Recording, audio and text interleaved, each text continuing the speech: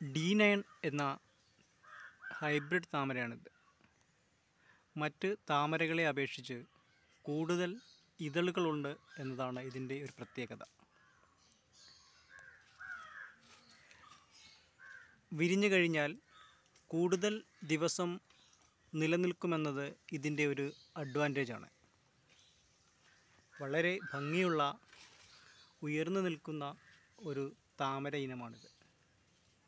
കൂടുതൽ ഇതളുകളുള്ളത് കൊണ്ട് തന്നെ കൈകൊണ്ട് വിരിയിപ്പിച്ചു കൊടുത്താൽ അത്രത്തോളം ഭംഗിയോടെ നിൽക്കുന്ന ഒരു താമര ഇനം കൂടിയാണ് D9 എന്ന ഈ വെറൈറ്റി.